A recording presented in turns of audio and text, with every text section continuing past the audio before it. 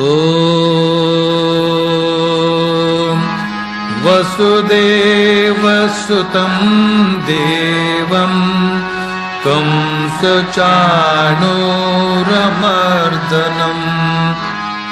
ದೇವಕೀ ಪರಮಾನಂದಂ ಕೃಷ್ಣಂ ವಂದೇ ಜಗದ್ಗುರುಂ. ಹರಿ ಓಂ.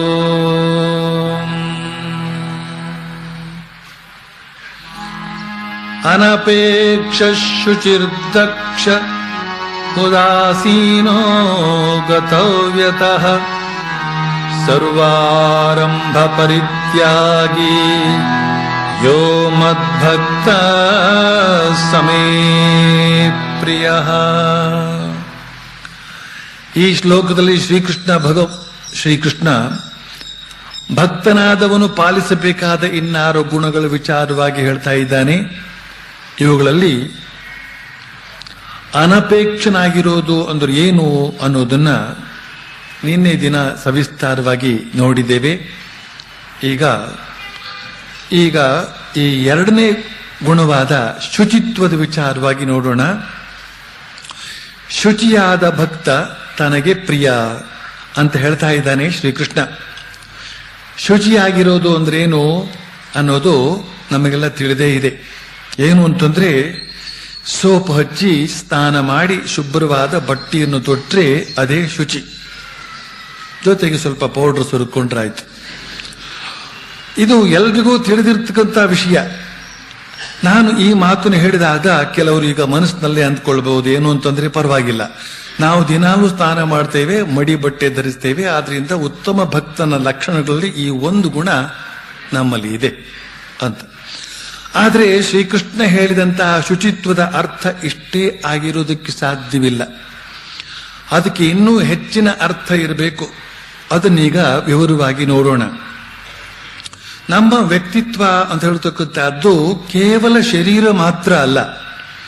ನಮ್ಮಲ್ಲಿ ಪ್ರಧಾನವಾಗಿ 3 ಅಂಶಗಳು ಸೇರಿಕೊಂಡಿವೆ. ಆ 3 ಯಾವುವು ಅಂತಂದ್ರೆ ಶರೀರ, ಮಾತು, ಮನಸ್ಸು. ನಮ್ಮ ವ್ಯಕ್ತಿತ್ವದಲ್ಲಿ ಶರೀರ ಎಷ್ಟು ಮುಖ್ಯವೋ ಮಾತು ಅಷ್ಟೇ ಮುಖ್ಯ. ಮಾತು ಎಷ್ಟು ಮುಖ್ಯವೋ ಮನಸ್ಸು ಅಷ್ಟೇ ಮುಖ್ಯ. ಈ 3 ತ್ರಿಕರಣ ಅಂತ ಕರೆಯಲಾಗಿದೆ. ಈ 3 ಉಪಕರಣಗಳು ಅಂದ್ರೆ ಶರೀರ, ಮಾತು, ಮನಸ್ಸು ಅಂತನ್ನುವ ಈ 3 ಉಪಕರಣಗಳು ಸೇರಿ ನಮ್ಮ ವ್ಯಕ್ತಿತ್ವ. ಆದ್ರಿಂದ ನಮ್ಮ ಇಡೀ ವ್ಯಕ್ತಿತ್ವವನ್ನ ಶುಚಿಯಾಗಿಟ್ಟಿರಬೇಕು ಅಂತ ಹೇಳಿದಾಗ ಈ ತ್ರಿಕರಣಗಳನ್ನು ಶುಚಿಯಾಗಿಡಬೇಕು ಅಂತ ಅರ್ಥ. ಮೊದಲನೇದಾಗಿ ಈ ಶರೀರವನ್ನು ಶುದ್ಧವಾಗಿಡೋದು ಹೇಗೆ? ಸ್ನಾನ ಮಾಡಿದ್ರಾಯ್ತು ಅಂತ ನಾವು ತಿಳಿದುಕೊಳ್ತೇವೆ. ಆದರೆ ಶರೀರ ಶುದ್ಧಿಗೆ ಇಷ್ಟೇ ಸಾಕಾಗೋದಿಲ್ಲ. ನಾವು ತಿನ್ನುವ ಆಹಾರವೂ ಕೂಡ ಶುದ್ಧವಾಗಿರಬೇಕು. ಶರೀರದ ಹೊರಭಾಗವಷ್ಟೇ ಶುದ್ಧವಾಗಿದ್ದರೆ ಸಾಲದು, ಶರೀರದ ಒಳಭಾಗವೂ ಶುದ್ಧವಾಗಿರಬೇಕಾಗುತ್ತೆ. ಆದ್ರಿಂದ ಶರೀರದ ಹೊರಭಾಗದ ಶುದ್ಧಿಗೆ ಸ್ನಾನ, ಶರೀರದ ಒಳಭಾಗದ ಶುದ್ಧಿಗೆ ಶುದ್ಧವಾದ ಆಹಾರ. ಇಲ್ಲಿ ಇನ್ನೂ ಒಂದು ಧರ್ಮ ಸೂಕ್ಷ್ಮ ಇದೆ. ಏನು ಅಂತಂದ್ರೆ,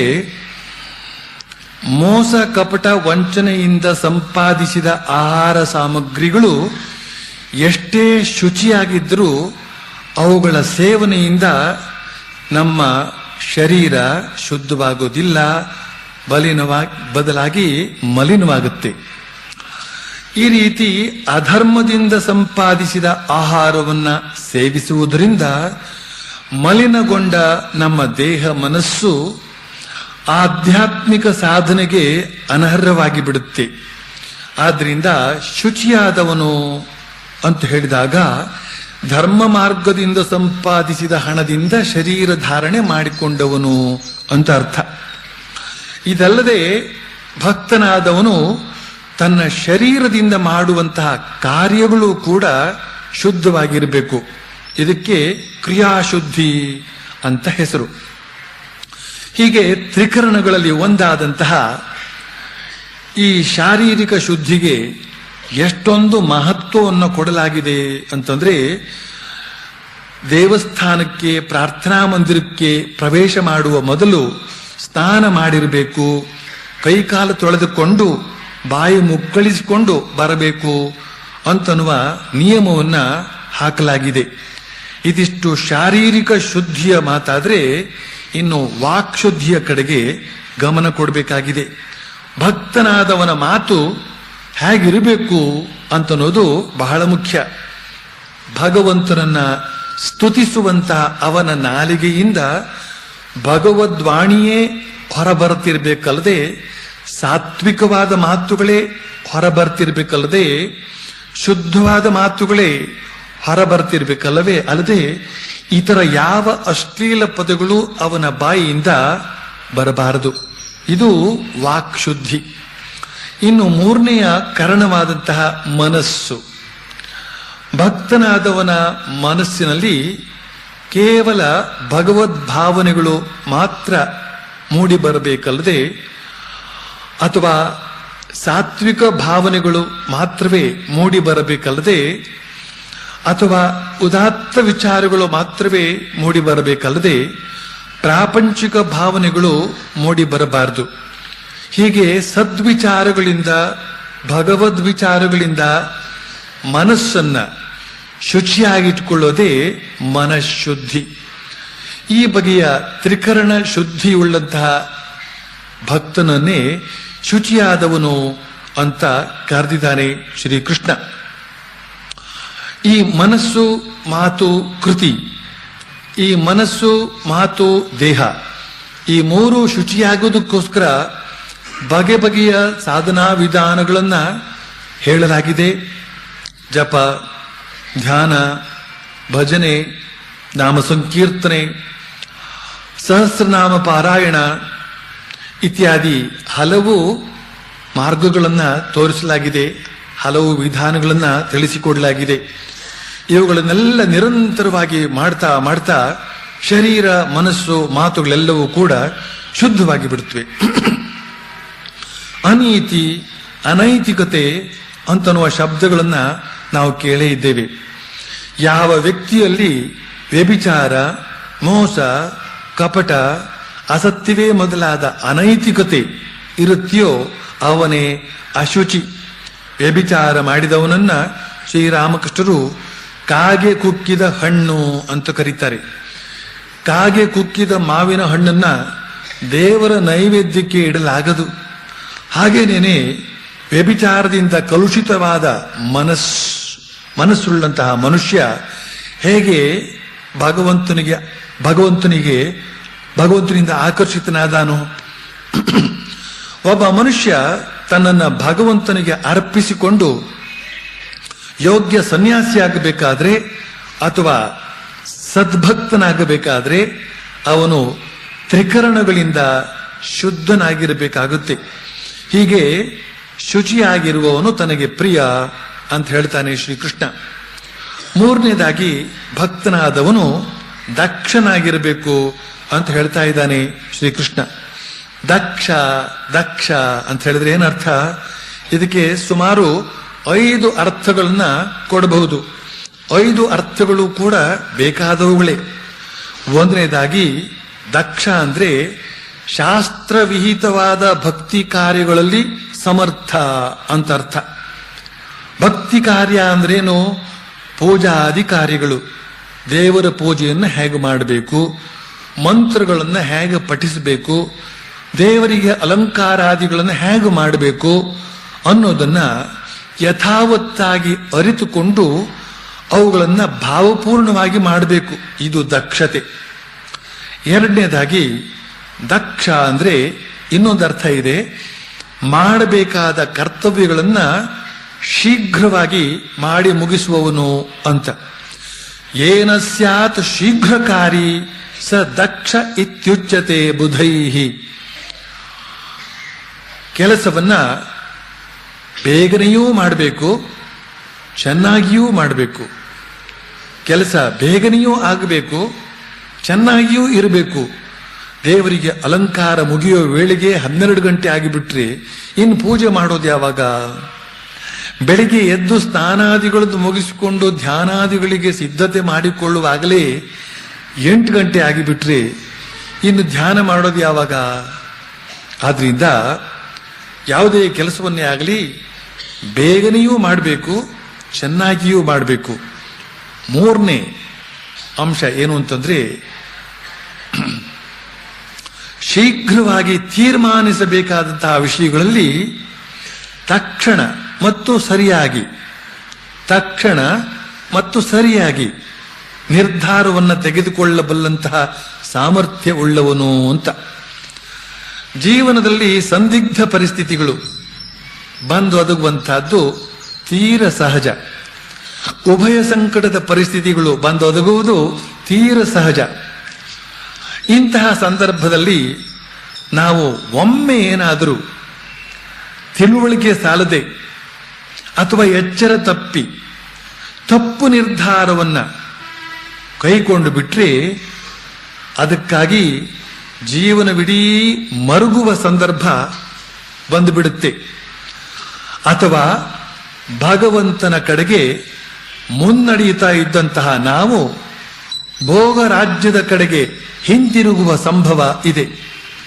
ಆದ್ದರಿಂದ ನಾವು ಸಕಾಲದಲ್ಲಿ ಸರಿಯಾದದ್ದನ್ನ ನಿರ್ಧರಿಸಿ ಅದಕ್ಕೆ ಅನುಸಾರವಾಗಿ ಮುಂದುವರಿಯುವ ದಕ್ಷತೆಯನ್ನು ಹೊಂದಿರಬೇಕಾದದ್ದು ತೀರ ಅಗತ್ಯ. 4ನೇ ವಿಚಾರ ಏನು ಅಂತ ಹೇಳಿದ್ರೆ, ದಕ್ಷ ಅನ್ನೋದಕ್ಕೆ ಜಾಗರೂಕ ಅಂತ ಅರ್ಥ. ಜಾಗರೂಕ ಅಂತ ಅರ್ಥ. ಭಕ್ತಿ ಭಾವವನ್ನ ಕಾಪಾಡಿಕೊಳ್ಳೋದ್ರಲ್ಲಿ ಜಾಗರೂಕತೆಯಿಂದ ಸಾಧನೆ ಭಜನೆಗಳಲ್ಲಿ ಲೋಪ ಬಾರದಂತೆ ಜಾಗರೂಕತೆಯಿಂದ ಇರಬೇಕಾದ್ದು ಬಹಳ ಮುಖ್ಯ. ಭಕ್ತಿ ಭಾವ ಅನ್ನುವಂತಹದ್ದು ಬಹಳ ಸೂಕ್ಷ್ಮ. ಮನುಷ್ಯನಲ್ಲಿ ಈ ಭಕ್ತಿ ಭಾವ ಅನ್ನೋದು ಉಳಿಸಬೇಕಾದ್ರೆ ಪ್ರಾಯ ಅನೇಕ ಜನ್ಮಗಳೇ ಕಳೆದಿರುತ್ತವೆ.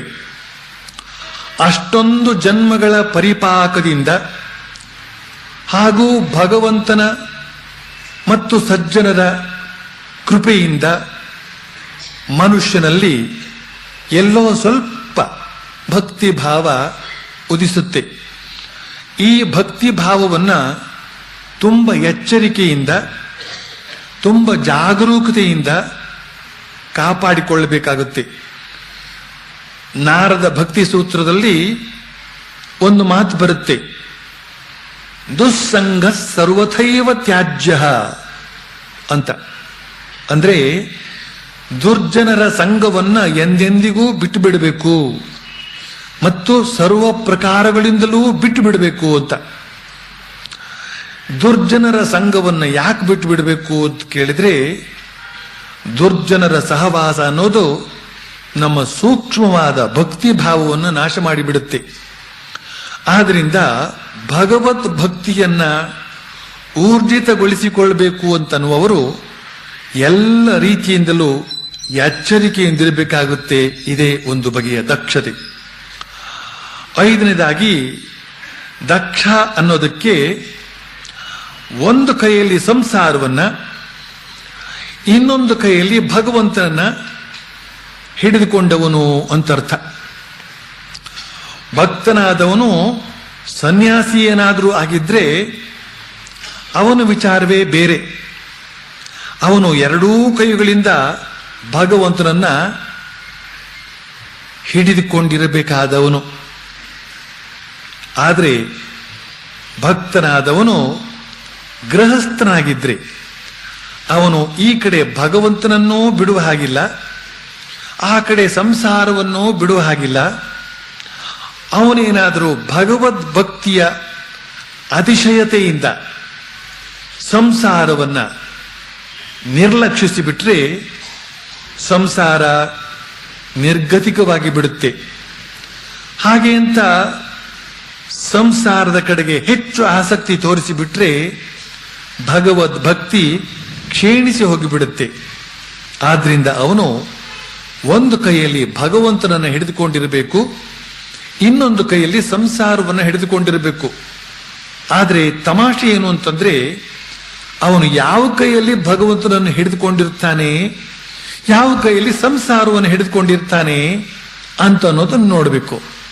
ಬಹುಶಃ ಅವನಲ್ಲಿ ಭಕ್ತಿ ಇನ್ನೂ ಉಜ್ವಲವಾಗಿ ಬೆಳೆದಿಲ್ಲದೆ ಹೋಗಿದ್ರೆ ಅವನು ತನ್ನ ಸಂಸಾರವನ್ನೇ ಬಲದ ಕೈಯಲ್ಲಿ ಹಿಡಿದುಕೊಂಡಾನು ಅಂತ ಕಾಣುತ್ತೆ.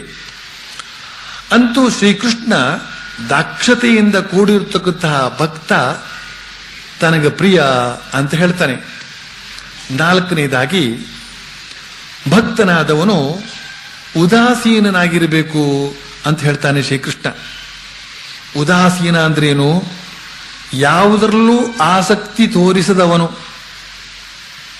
ಅದು ನಮ್ಮಲ್ಲಿ ಇವತ್ತು ಸರ್ಕಾರಿ ನೌಕರರಂತೂ ಬಹಳ ಚೆನ್ನಾಗಿ ಪರಿಪಾಲಿಸಿಕೊಂಡು ಬರತಕ್ಕಂತಹ ಶ್ರೀಕೃಷ್ಣ ಪರಮಾತ್ಮನಿಂದಲೇ ಅನುಜ್ಞೆಯನ್ನೇ ಪಡೆದು ಆ ರೀತಿಯಲ್ಲಿ ಮಾಡ್ತಾ ಇದ್ದಾರೋ ಎಂಬಂತೆ ಅನುಸರಿಸಿಕೊಂಡು ಬರ್ತಾ ಇದ್ದಾರೆ. ಆದರೆ ಇಲ್ಲಿನ ಅರ್ಥ ಬೇರೆ. ನಮ್ಮ ಸುತ್ತಮುತ್ತ ದಿನ ಬೆಳಗಾದ್ರೆ ಅನೇಕಾನೇಕ ಆಗು ಹೋಗುಗಳನ್ನು ನಾವು ನೋಡ್ತೇವೆ. ನಮ್ಮ ಇಡೀ ದೇಶದಲ್ಲೇ ಅನೇಕಾನೇಕ ಸಂಭ್ರಮಗಳೆಲ್ಲ ನಡೀತಾ ಇರೋದನ್ನು ನಾವು ನೋಡ್ತಾ ಇದ್ದೇವೆ. ಇವುಗಳನ್ನೆಲ್ಲ ಕಂಡು ಸಾಮಾನ್ಯ ಮನುಷ್ಯರು ತಮ್ಮ ಆಶ್ಚರ್ಯಗಳನ್ನು ವ್ಯಕ್ತಪಡಿಸ್ತಾರೆ ಅಥವಾ ಆನಂದವನ್ನು ವ್ಯಕ್ತಪಡಿಸ್ತಾರೆ. ಈ ವಿಷಯಗಳಲ್ಲಿ ಇನ್ನಷ್ಟು ಕುತೂಹಲ ತಾಳ್ತಾರೆ. ಹತ್ತಾರು ಪತ್ರಿಕೆಗಳನ್ನು ಓದಿ ಸುದ್ದಿ ಸಂಗ್ರಹಿಸ್ತಾ ಇರ್ತಾರೆ. ಇವೆಲ್ಲ ಸಾಮಾನ್ಯ ಲೌಕಿಕರ ಜೀವನ ಕ್ರಮ. ಆದರೆ ಭಗವದ್ಭಕ್ತನಾದವನು ಈ ಎಲ್ಲ ಘಟನಾವಳಿಗಳ ವಿಷಯದಲ್ಲಿ ಉದಾಸೀನನಾಗಿರ್ತಾನೆ. ಯಾಕೆ? ಅವನಿಗೆ ಈ ಜಗತ್ತಿನ ಆಗುಹೋಗುಗಳ ವಿಷಯದಲ್ಲಿ ತಿರಸ್ಕಾರ ಅಂತಲೇ ಅಲ್ಲ, ಅವನ ಮನಸ್ಸು ಭಗವಂತನಲ್ಲಿ, ಭಗವಂತನಿಗೆ ಸಂಬಂಧಪಟ್ಟಂತ ವಿಷಯಗಳಲ್ಲಿ ಮಾತ್ರ ಹೆಚ್ಚು ಆಸಕ್ತವಾಗಿರೋದಕ್ಕೆ ಇಷ್ಟಪಡುತ್ತೆ. ಪ್ರಬುದ್ಧ ಮನಸ್ಸಿನ ಭಕ್ತನಿಗೆ ಈ ಜಗತ್ತಿನ ಜನಜಂಗುಳಿಯ ವ್ಯವಹಾರಗಳೆಲ್ಲ ಕೇವಲ ಮಕ್ಕಳಾಟವಾಗಿ, ಹುಡುಗಾಟವಾಗಿ ಕಾಣುತ್ತೆ. ಇದೇ ಮಾತನ್ನ ಶ್ರೀಕೃಷ್ಣ ಭಗವದ್ಗೀತೆಯ 2ನೇ ಅಧ್ಯಾಯದಲ್ಲಿ ಸ್ಥಿತಪ್ರಜ್ಞ ಅನ್ನುವ ಹೆಸರಿನಿಂದ ಕರೀತಾನೆ. ಸ್ಥಿತಪ್ರಜ್ಞ ಅಂದ್ರೆ ಆತ್ಮಜ್ಞಾನದಲ್ಲಿ ಸ್ಥಿರವಾಗಿರುವವನು ಅಂತ ಅರ್ಥ. ಆತ್ಮಜ್ಞಾನದಲ್ಲಿ ಸ್ಥಿರ ಬುದ್ಧಿ ಉಳ್ಳವನು ಸ್ವಾಭಾವಿಕವಾಗಿಯೇ ಪ್ರಾಪಂಚಿಕ ವ್ಯವಹಾರಗಳ ವಿಷಯದಲ್ಲಿ ಉದಾಸೀನನಾಗಿರ್ತಾನೆ. ವಿಶ್ವಾಮಿತ್ರ ಹಿಂದೆ ಕೌಶಿಕನೆಂಬ ರಾಜನಾಗಿದ್ದ.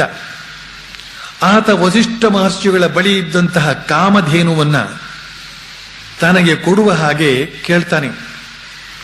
ವಸಿಷ್ಠ ಮಹರ್ಷಿಗಳು ಒಪ್ಪೋದಿಲ್ಲ. ಕೌಶಿಕ ವಸಿಷ್ಠನ ಮೇಲೆ ಬಾಣ ಪ್ರಯೋಗ ಮಾಡಿ ಅವನನ್ನು ಸಾಯಿಸಿ ಕಾಮಧೇನುವನ್ನು ಕರೆದುಕೊಂಡು ಹೋಗಬೇಕು ಅಂತ ಪ್ರಯತ್ನ ಮಾಡ್ತಾನೆ. ಆದರೆ ವಸಿಷ್ಠ ತನ್ನ ಯೋಗ ದಂಡವನ್ನ ಮುಂದಿಟ್ಟುಕೊಂಡು ಸುಮ್ಮನೆ ಕುಳಿತುಕೊಳ್ತಾನೆ. ಕೌಶಿಕನ ಬಾಣಗಳು, ಅಸ್ತ್ರಗಳು, ಶಸ್ತ್ರಗಳು ಎಲ್ಲ ಆ ದಂಡದಲ್ಲಿ ಅಡಗಿ ಹೋಗಿಬಿಡುತ್ತವೆ. ಹೀಗೆ ವಸಿಷ್ಠ ತನಗೆ ಅಂತಹ ಆಪತ್ತು ಇದಿರಾದರೂ ತನ್ನ ಯೋಗ ದಂಡವನ್ನು ಮುಂದಿಟ್ಟುಕೊಂಡು ಬೇರೆ ಯಾವ ಪ್ರತಿಕ್ರಿಯೆಯನ್ನು ತೋರಿಸೋದಕ್ಕೆ ಹೋಗದೆ ಉದಾಸೀನನಾಗಿ ಕುಳಿತುಕೊಂಡದ್ದನ್ನ ಗಮನಿಸಬೇಕು ನಾವು. ಹೀಗೆ ಆತ್ಮಶಕ್ತಿಯನ್ನ ಅವಲಂಬಿಸಿಕೊಂಡು ಅಥವಾ ಭಗವತ್ ಶಕ್ತಿಯನ್ನು ಅವಲಂಬಿಸಿಕೊಂಡು ಉದಾಸೀನನಾಗಿ ಇರೋದಕ್ಕೆ ಸಾಕಷ್ಟು ಅಂತಃಸತ್ವವೇ ಇರಬೇಕಾಗತ್ತೆ ಅನ್ನಿ. ಇಂತಹ ಉದಾಸೀನನಾದ ಭಕ್ತ ತನಗೆ ಪ್ರಿಯ ಅಂತ ಹೇಳ್ತಾನೆ ಶ್ರೀಕೃಷ್ಣ. ಇನ್ನು 5ನೇದಾಗಿ, ಭಕ್ತನಾದವನು ಗತವ್ಯಥ ಅಂದ್ರೆ ವ್ಯಥೆ ಇಲ್ಲದವನಾಗಿರಬೇಕು ಅಂತ ಹೇಳ್ತಾನೆ ಶ್ರೀಕೃಷ್ಣ. ವ್ಯಥೆ ಅಂದ್ರೆ ಚಿಂತೆ ಅಥವಾ ದುಃಖ. ಭಕ್ತನಾದವನು ದುಃಖರಹಿತನಾಗಿರ್ತಾನೆ ಅಂದ್ರೆ ಏನರ್ಥ? ಅವನ ಮನಸ್ಸು ಭಗವದಾನಂದದಿಂದ ಮತ್ತವಾಗಿರುತ್ತೆ ಅಂತ ಅರ್ಥ. ಭಗವದಾನಂದದಿಂದ ಮತ್ತವಾಗಿರುವ ಮನಸ್ಸಿಗೆ ಯಾವ ವ್ಯಥೆಯೂ ತಟ್ಟೋದಕ್ಕೆ ಸಾಧ್ಯವಿಲ್ಲ. ಇಲ್ಲಿ ಇನ್ನೊಂದು ವಿಚಾರ ಕೂಡ ಇದೆ. ಏನು ಅಂತಂದ್ರೆ, ಭಕ್ತನಾದವನು ಆಧ್ಯಾತ್ಮಿಕ ಸಾಧನೆಯಲ್ಲಿ ನಿರತನಾಗಿರಬೇಕಾಗುತ್ತೆ. ಭಕ್ತನ ಆಧ್ಯಾತ್ಮಿಕ ಸಾಧನೆ ಹೇಗಿರುತ್ತೆ?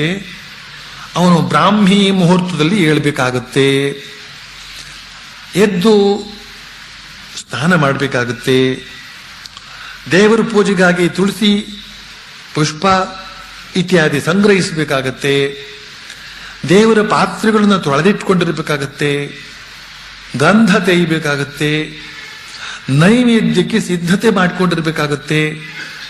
ಇನ್ನು ಇವುಗಳೊಂದಿಗೆ ಪೂಜೆಯಲ್ಲದೆ ಧ್ಯಾನ ಜಪಗಳನ್ನೂ ಮಾಡಬೇಕಾಗತ್ತೆ, ಮಧ್ಯ ಮಧ್ಯ ಪ್ರಣಾಮಾದಿಗಳನ್ನೂ ಮಾಡಿಕೊಳ್ಬೇಕಾಗತ್ತೆ.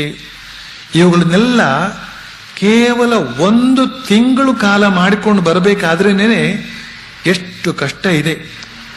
ಹಾಗಿರುವಾಗ ಇವುಗಳನ್ನು ವರ್ಷಗಟ್ಟಲೆ ಮಾಡಬೇಕಾದ್ರೆ ಇವನ್ನೆಲ್ಲ ದಿನ ಯಾರು ಮಾಡ್ತಾರಪ್ಪ ಅಂತನ್ನುವ ವ್ಯಥೆ ಉಂಟಾಗ್ಲಿಕ್ಕಿಲ್ವೇ?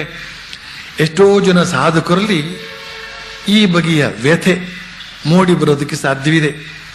ಆದರೆ ನಿಜವಾದ ಭಕ್ತನಿಗೆ ಭಗವಂತನಲ್ಲಿ ಪ್ರಾಮಾಣಿಕವಾದಂತಹ ಪ್ರೇಮ ಇರೋದ್ರಿಂದ ಅವನು ಗತವ್ಯಥನಾಗಿರುತ್ತಾನೆ. ಇನ್ನು 6ನೇದಾಗಿ, ಭಕ್ತನಾದವನು ಸರ್ವಾರಂಭ ಪರಿತ್ಯಾಗಿ ಆಗಿರ್ತಾನೆ ಅಂತ ಹೇಳ್ತಾನೆ ಶ್ರೀಕೃಷ್ಣ. ಆರಂಭ ಅಂತಂದ್ರೆ ಕರ್ಮ, ಸರ್ವಾರಂಭ ಅಂದ್ರೆ ಎಲ್ಲ ಬಗೆಯ ಕರ್ಮಗಳು ಅಂತ ಅರ್ಥ. ಕರ್ಮಗಳಲ್ಲಿ 2 ವಿಧ, ಒಂದು ಸಕಾಮ ಕರ್ಮ, ಇನ್ನೊಂದು ನಿಷ್ಕಾಮ ಕರ್ಮ. ಹಾಗೂ ಇನ್ನೊಂದು ಕರ್ಮವೂ ಕೂಡ ಇದೆ, ನಿಷಿದ್ಧ ಕರ್ಮ ಅಂತ. ನಿಜವಾದ ಭಕ್ತ ಸಕಾಮ ಕರ್ಮವನ್ನು ಮಾಡೋದಕ್ಕೆ ಹೋಗೋದೇ ಇಲ್ಲ. ಯಾಕೆ ಅಂದ್ರೆ ಅವನಿಗೆ ಲೌಕಿಕ ಭೋಗವೂ ಬೇಕಾಗಿಲ್ಲ, ಸ್ವರ್ಗದ ಭೋಗವೂ ಬೇಕಾಗಿಲ್ಲ. ಅವನಿಗೆ ಬೇಕಾದದ್ದು ಕೇವಲ ಭಗವತ್ ಪ್ರೇಮ. ಈ ಭಗವತ್ ಪ್ರೇಮದ ಪ್ರಾಪ್ತಿಗಾಗಿ ಮಾಡಬೇಕಾಗಿದ್ದ ನಿಷ್ಕಾಮ ಕರ್ಮವನ್ನ ಬೇಕಾದ್ರೆ ಮಾಡಬಹುದು. ಆದರೆ ಈ ಬಗೆಯ ನಿಷ್ಕಾಮ ಕರ್ಮ ಮಾಡೋದಕ್ಕೂ ಒಂದು ಮಿತಿ ಇದೆ. ಯಾವಾಗ ಒಂದಿಷ್ಟು ನಿಷ್ಕಾಮ ಕರ್ಮ ಮಾಡ್ತಾ ಈ ಹೃದಯ ಶುದ್ಧವಾಗಿ ಹೃದಯದಲ್ಲಿ ಭಗವದ್ ಅನುರಾಗ, ಭಗವತ್ ಪ್ರೇಮ ಜಾಗೃತಗೊಳ್ಳುತ್ತೋ ಆಗ ನಿಷ್ಕಾಮ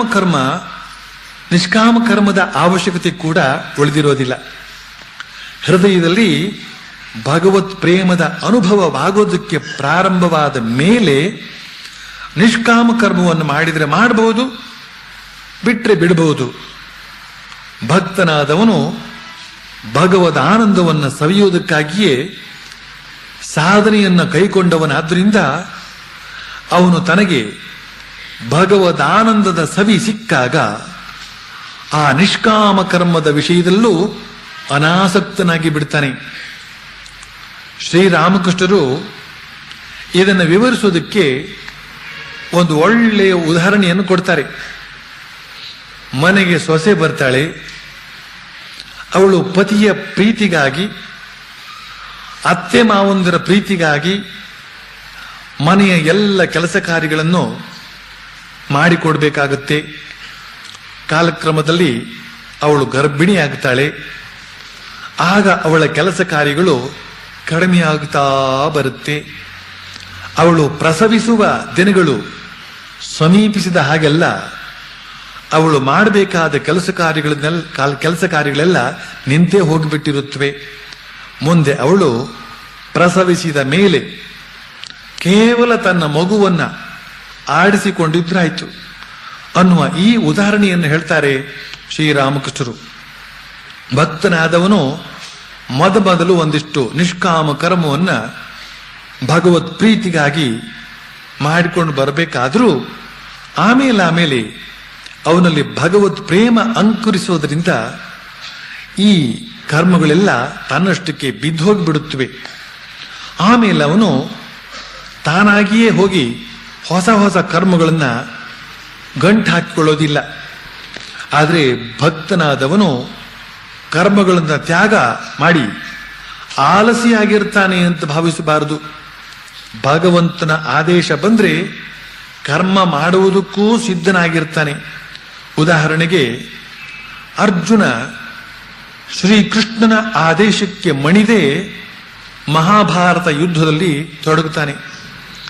ಸ್ವಾಮಿ ವಿವೇಕಾನಂದರು ಯಾವಾಗಲೂ ನಿರ್ವಿಕಲ್ಪ ಸಮಾಧಿಯಲ್ಲೇ ಮುಳುಗಿರಬೇಕು ಅಂತ ಬಯಸಿದ್ರು ಶ್ರೀರಾಮಕೃಷ್ಣರ ಆದೇಶದಂತೆ ವೇದಾಂತ ಪ್ರಚಾರದ ಕಾರ್ಯಕ್ಕಾಗಿ ಪ್ರಪಂಚದಾದ್ಯಂತ ಪ್ರವಾಸ ಮಾಡ್ತಾರೆ. ಹೀಗೆ ಭಕ್ತನಾದವನು ಭಗವಂತನ ಆದೇಶಕ್ಕೆ ಸಂಬಂಧಪಟ್ಟ ಕೆಲಸಗಳನ್ನು ಬಿಟ್ಟು ಇತರ ಯಾವುದೇ ಬಗೆಯ ಕರ್ಮಗಳನ್ನು ಗಂಟು ಹಾಕಿಕೊಳ್ಳೋದಿಲ್ಲ. ಬಳಿಕ ಶ್ರೀಕೃಷ್ಣ ಭಕ್ತನ ಇನ್ನಷ್ಟು ಲಕ್ಷಣಗಳನ್ನು ಹೇಳ್ತಾನೆ.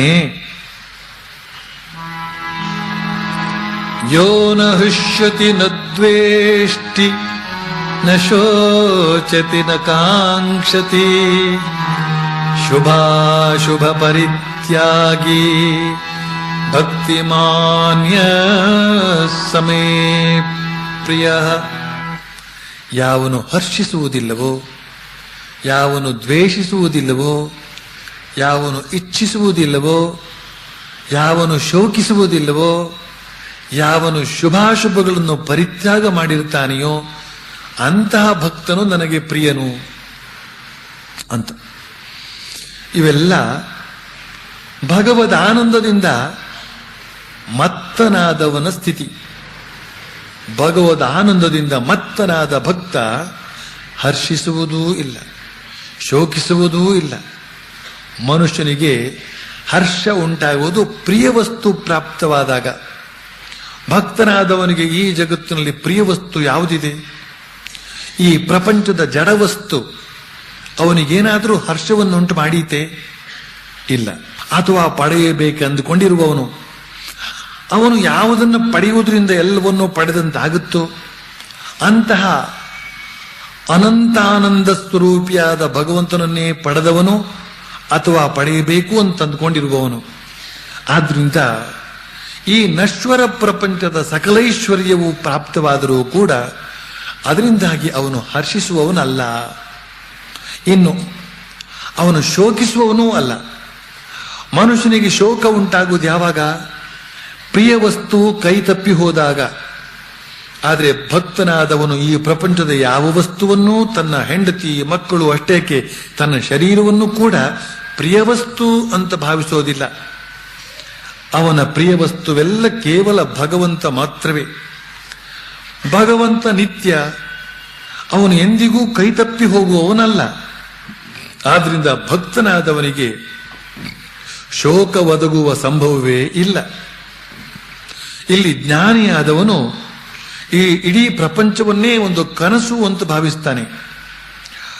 ಭಕ್ತನಾದವನು ಇಡೀ ಪ್ರಪಂಚವೇ ಭಗವಂತನಿಗೆ ಸೇರಿದ್ದು ಅಂತ ಭಾವಿಸ್ತಾನೆ. ಈ ಎರಡು ಭಾವನೆಗಳ ಪರಿಣಾಮ ಮಾತ್ರ ಒಂದೇ, ಶೋಕಕ್ಕೆ ಅವಕಾಶ ಇಲ್ಲ. ಒಮ್ಮೆ ಒಂದು ಮನೆಯಲ್ಲಿ ಹುಡುಗನೊಬ್ಬ ಮೃತ್ಯುವಶನಾದ. ಶ್ರೀರಾಮಕೃಷ್ಣ ಹೇಳ್ತಕ್ಕಂಥ ಕಥೆ ಇದು, ನಿಮ್ಮಲ್ಲಿ ಹಲವು ಜನರಿಗೆ ಗೊತ್ತಿದೆ, ಹೊಸಬರಿಗೋಸ್ಕರ. ಆ ಹುಡುಗನ ತಾಯಿ ಪುತ್ರ ಶೋಕದಿಂದಾಗಿ ಒಂದೇ ಸಮನೆ ರೋಧಿಸ್ತಾ ಇದ್ದಾಳೆ. ರೋಧಿಸಿ ಸ್ವಲ್ಪ ಹೊತ್ತಿನ ಮೇಲೆ ನೋಡ್ತಾಳೆ, ಪತಿ ಒಂದು ಕಡೆ ಕುಳಿತುಕೊಂಡು ಆರಾಮವಾಗಿ ಹುಕ್ಕ ಸೇರ್ತಾ ಇದ್ದಾನೆ. ಇದನ್ನು ಕಂಡು ಪತ್ನಿಗೆ ದುಃಖ ನಿಂತು ಹೋಗಿ ಕೋಪ ಬಂತು. ಓಡಿ ಬಂದು ಗಂಡನ ಕೈಲಿನ ಹುಕ್ಕಾದ ಕೊಳವೆಯನ್ನ ಕಿತ್ತುಕೊಂಡು ಹೇಳ್ತಾಳೆ, ಏನ್ರಿ ನಿಮ್ಗೆ ಹೃದಯವೇ ಇಲ್ವಾ? ನಮ್ಗಿರುವ ಒಬ್ಬನೇ ಒಬ್ಬ ಮಗ ಸತ್ತು ಬಿದ್ದಿದ್ದಾನೆ, ಒಂದು ಸ್ವಲ್ಪವಾದ್ರೂ ಕಣ್ಣೀರು ಸುರಿಸೋದು ಬೇಡವೇ ನೀವು ಅಂತ. ಆಗ ಪತಿ ಶಾಂತ ಚಿತ್ತದಿಂದಲೇ ತನ್ನ ಪತ್ನಿಗೆ ಹೇಳ್ತಾನೆ, ನೋಡು, ನಿನ್ನೆ ರಾತ್ರಿ ನನಗೊಂದು ಸ್ವಪ್ನ ಆಯಿತು. ಅದರಲ್ಲಿ ನಾನು ರಾಜನಾಗಿದ್ದೆ, ನೀನು ನನ್ನ ರಾಣಿಯಾಗಿದ್ದೆ. ನಮಗೆ 7 ಜನ ಮಕ್ಕಳಿದ್ರು. ಇನ್ನು ರಾಜ್ಯ, ಕೋಶ, ವೈಭವ ಎಲ್ಲ ಇತ್ತು. ಆದ್ರೆ ಈಗ ನೋಡ್ತೇನೆ ಅವು ಯಾವುವೂ ಇಲ್ಲ. ಆದ್ರಿಂದ ನಾನು ಯೋಚಿಸ್ತಾ ಇದ್ದೇನೆ, ನಾನು ನನ್ನ ರಾಜ್ಯ, ಕೋಶ ಮತ್ತು ಆ 7 ಜನ ರಾಜ್ಕುಮಾರರು ಇವರಿಗಾಗಿ ಅಳಲೆ ಅಥವಾ ಈ ಒಬ್ಬ ಮಗನ ಮರಣಕ್ಕಾಗಿ ಅಳಲೆ ಅಂತ. ನಿಜ, ಜ್ಞಾನಿಯ ದೃಷ್ಟಿಯಿಂದ ನೋಡಿದ್ರೆ ಈ ಪ್ರಪಂಚವೇ ಒಂದು ಕನಸು. ಆದರೆ ಭಕ್ತನ ದೃಷ್ಟಿಕೋನವೇ ಬೇರೆ. ಅವನು ತನ್ನ ಹೆಂಡತಿ ಮಕ್ಕಳನ್ನ, ಆಸ್ತಿ ಪಾಸ್ತಿಯನ್ನು, ಇಡೀ ಪ್ರಪಂಚವನ್ನ ಭಗವಂತನಿಗೆ ಸೇರಿರುವುದಾಗಿ ಭಾವಿಸ್ತಾನೆ. ಆದ್ರಿಂದ ಈ ಕಡೆ ಜ್ಞಾನಿಗೂ ಶೋಕಕ್ಕೆ ಕಾರಣವಿಲ್ಲ, ಆ ಕಡೆ ಭಕ್ತನಿಗೂ ಶೋಕಕ್ಕೆ ಕಾರಣವಿಲ್ಲ. ಇಲ್ಲಿ ಒಂದು ಪ್ರಶ್ನೆಯನ್ನು ಕೇಳಬಹುದು. ಏನು ಅಂತಂದ್ರೆ, ಭಕ್ತನಾದವನು ಶೋಕವನ್ನು ಪಡೋದಿಲ್ಲ ಅನ್ನುವ ಮಾತೇನೋ ಸರಿಯೇ, ಆದ್ರೆ ಹರ್ಷವನ್ನೂ ಪಡೋದಿಲ್ಲ ಅಂದ್ಬಿಟ್ರೆ ಅವನೇನು ಮರದ ಕೊರಡಿನ ಹಾಗಿರ್ತಾನೆಯೇ ಅಂತ. ಇದಕ್ಕೆ ಉತ್ತರ ಇದೆ.